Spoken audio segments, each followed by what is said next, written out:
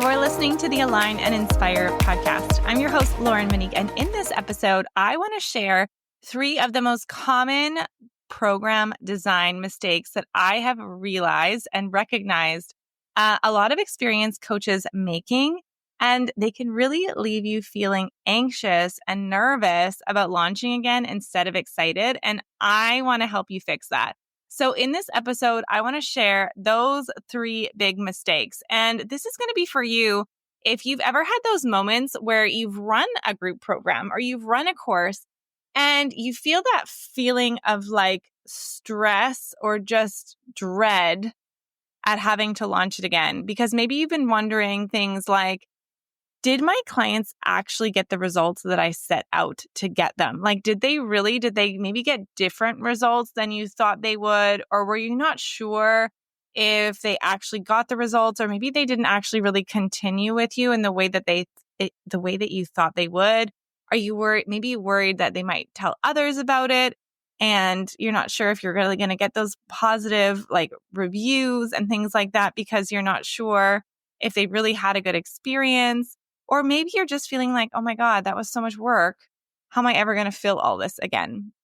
So what I want to reassure you is to say that these are so understandable if you've ever felt like that before, and if you've ever made any of these quote unquote mistakes, because the thing about it is creating a scalable program is a brand new skill, and you are already likely very good at what you do, and you have developed your expertise likely over years. Like, I would love for you to even think about how many years has it been since you started building up the expertise in what you do.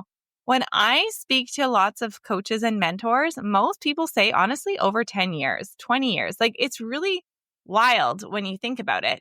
But creating this in a way that's like a process that people can follow, that's scalable, that still gets people results, is just a new skill.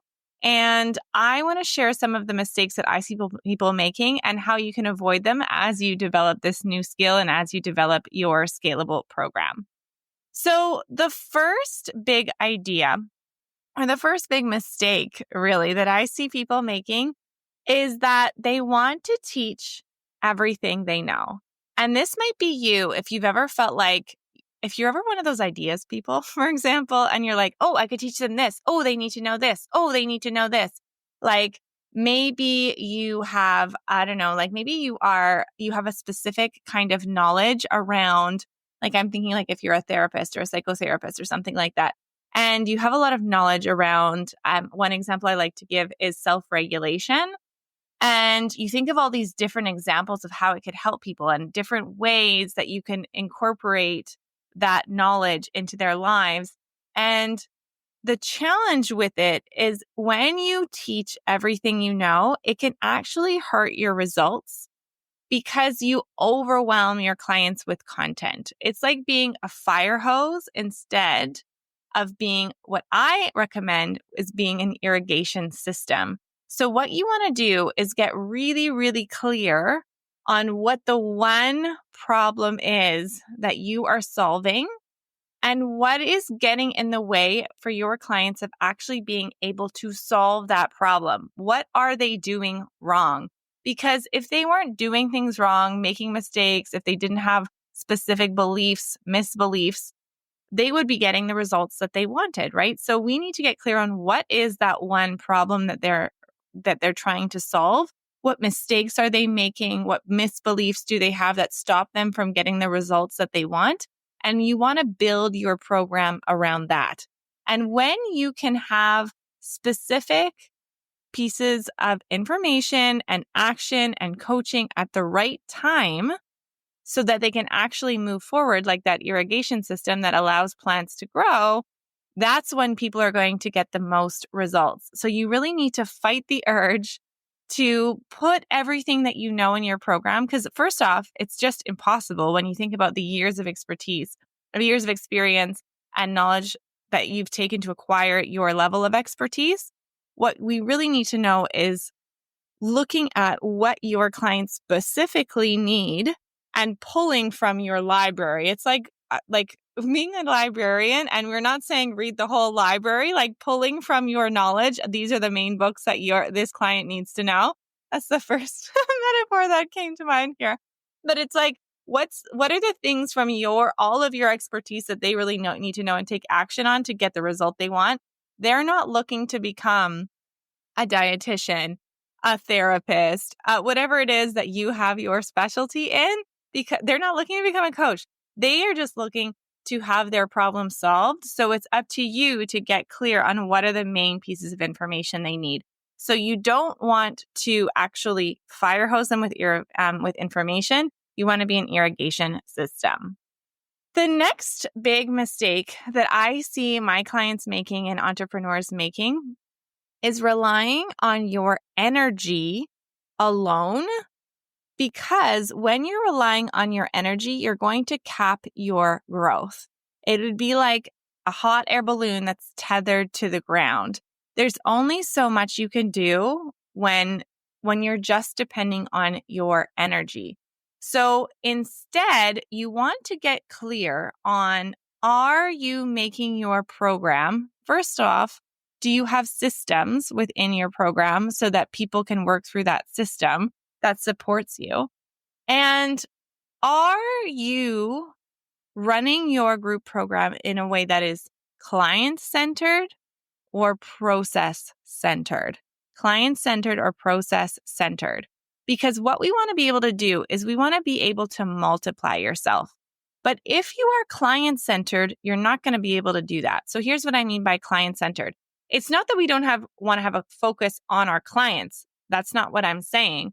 But if you are client-centered, you're likely going to be always responding to what your clients bring to you. So if you work one-on-one, that can work really well. You have a goal of where you want to go, but then your clients bring you a problem or a thing that they're going through, and then you respond to it and you work through it in your session. If you try to bring this into a group, you either have a really small group that you can just respond to those people, or you feel like you're never doing enough, or you're never actually meeting everybody's needs because you can't respond to everybody. Does that make sense? So instead of being client-centered, you need to be able to move to process-centered. So you have a signature process that you follow. And from that signature process, then you can focus in on your clients and what they need to be able to move through that process. Does that make sense? The way I kind of look at it is, so when I first started Signature Program Design, it was pretty client-centered. So I had an idea of where I wanted to go, and I was teaching, but then I was mostly just being like, how are you doing with that? How do you feel about that? And like, what do you need? Does that make sense? And I was always checking in, and I was doing a lot of live teaching. And if I had continued live teaching, there would have been a cap at how much I was going to be able to grow my program and how much people were going to be able to move through it, because they always were depending on me and my energy. Does that make sense? So instead, that was the first phase when I was creating Signature Program Design. But then I wanted to move to a more process-centered model. So I created my core content that people can watch and learn from when I'm not around. And then we use my coaching calls and my one-on-one calls and different one-on-one supports that I have, or group support that I have, to help them implement it.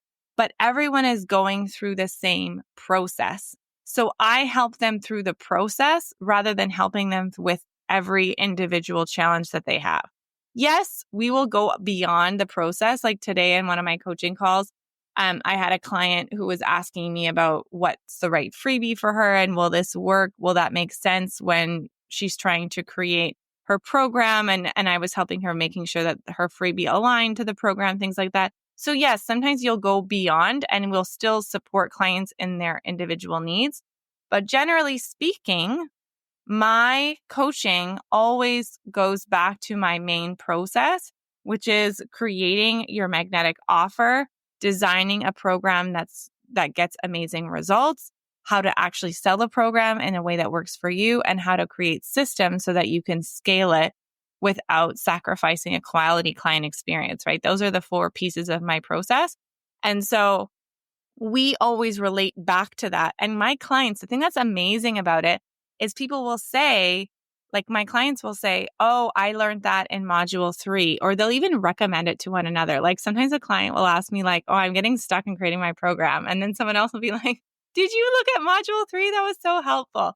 So having that core content allows me to multiply myself. My clients aren't depending on my energy all the time to be able to move forward.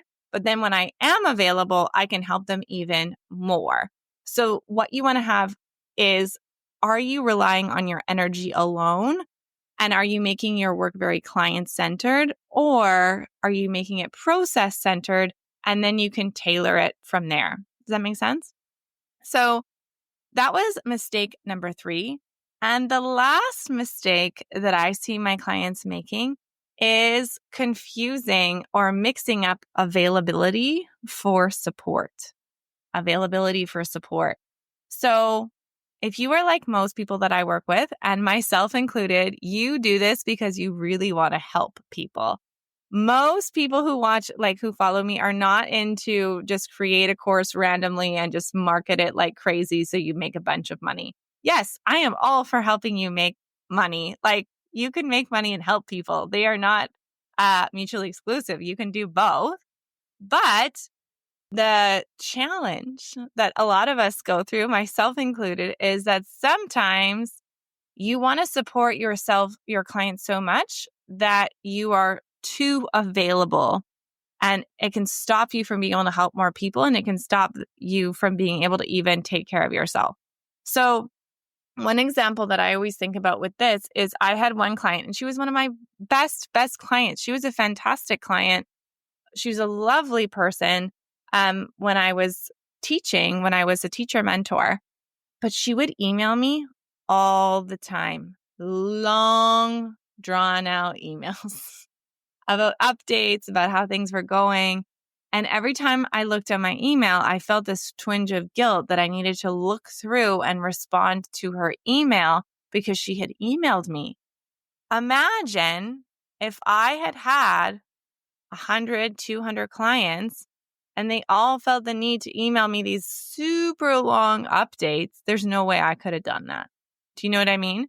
So one kind of hint is if you are so available that you couldn't actually hit the goal number of how many clients you want to support, because of what you're doing is not scalable and it's taking too much for you, that might be a clue that what you're doing is confusing or mixing up availability for support. So you can offer structured support that's really going to help people, but you don't have to be available all the time to do it.